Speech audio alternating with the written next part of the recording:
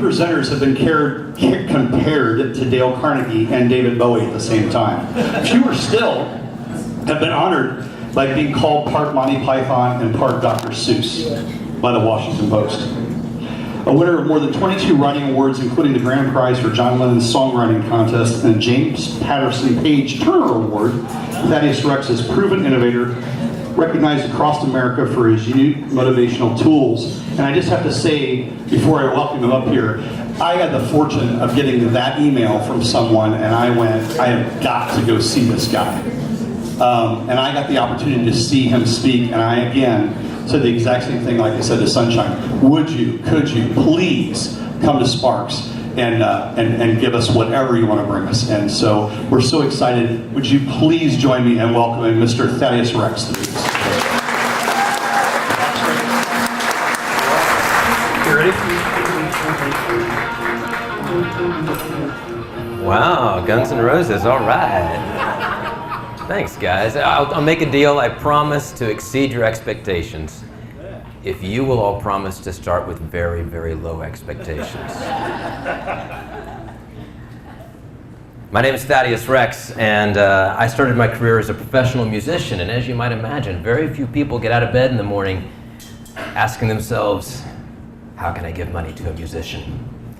So I had to figure out a way to sell it. I created a program called Read Like a Rock Star, a program using music to motivate kids to read and write. And I went out and sold it to teachers, and they loved it. But I had to sell it up. I sold it to the administrators. They loved it. They started buying on. And then corporate sponsors started buying on, renting out hockey arenas, bringing kids in. It was awesome. But it all goes back to sales. And if you want to sell something, you have to change somebody's behavior. You have to motivate the change, which means changing their opinions. And the problem with opinions is well, everybody has one, right?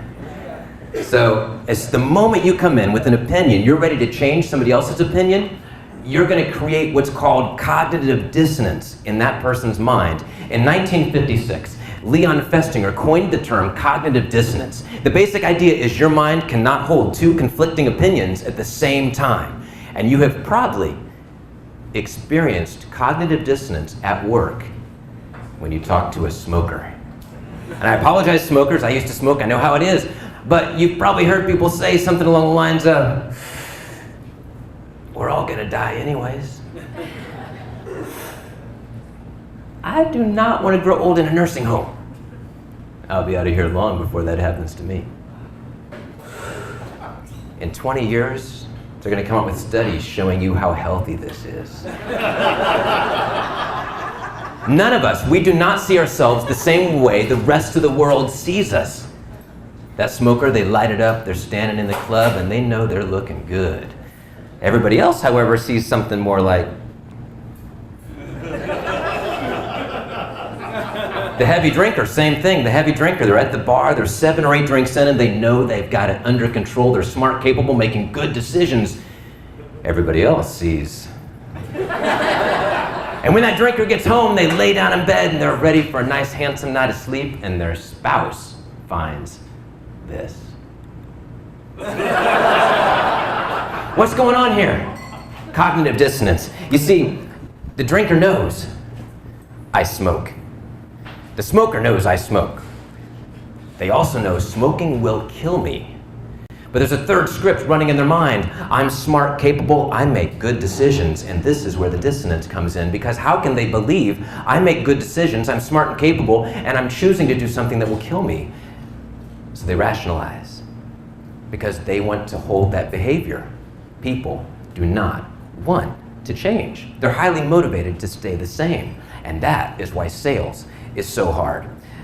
Now, if we're talking about motivation, there are 2 kinds of motivation.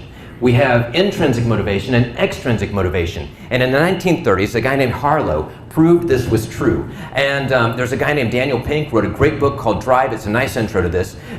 So intrinsic motivation, mother, father caring for their child, they do it because they want to. They can't explain why. The desire comes from inside. When you stay up till 2 a.m. reading that book and you can't explain why you did it, intrinsic motivation. Extrinsic motivation, finish that report and you get a bonus. Don't finish it and you're fired. Punishment, reward, very simple. So there are hundreds of studies and researchers around the world who have proven that intrinsically motivated people are more successful. They get more done and they're more creative. So how do we appeal to a client's intrinsic motivation? Edward Deasy and Richard Ryan, the leaders in the field at University of Rochester, they've run a lot of studies, and I read their books 5 or 6 times, finally started to understand it, but I still had some questions. So I called them up, took them out to lunch, and I got the gritty nitty. There are 3 laws of human nature. Every human seeks out a sense of connectedness. It's an intrinsic motivation. We all want to feel connected to people around us, to our families, to our favorite musician, and that is why we go to the concert. The fidelity is better at home. You can control the volume, you can pause it, you can switch to the song you want. But when you're at the concert, you're part of the group. You're connected to something bigger than yourself, and it feels good. Sense of competence. We all pursue things that we feel we're competent at. Now, keep in mind, it's the sense of competence, not true competence, that matters here. And we have sense of autonomy. There we go. Everybody wants to feel they are the master of their own destiny. They are in control. Now, what happens when you come in with your opinion? Your opinion typically is going to butt right up against their sense of autonomy, because they're like, I've had this opinion for years and it's been serving me pretty good. I'm alive, I'm breathing, I'm feeding my kids. What's your opinion going to do for me? And their sense of autonomy wants to fight. It creates a cognitive dissonance. So how do you get around that? How do you get around that sense of autonomy? How can you move? Well, you shift to one of the other senses, sense of competence or sense of connectedness. And I wish we had a lot more time, because there are some really cool stories. 220 years before Leon Festinger coined the term cognitive dissonance, Benjamin Franklin was using it in 1736 as the clerk of the General Assembly. He used it to convince a wealthy landowner to quit running against him. How did he do it? Did he beg a favor? Did he threaten? No.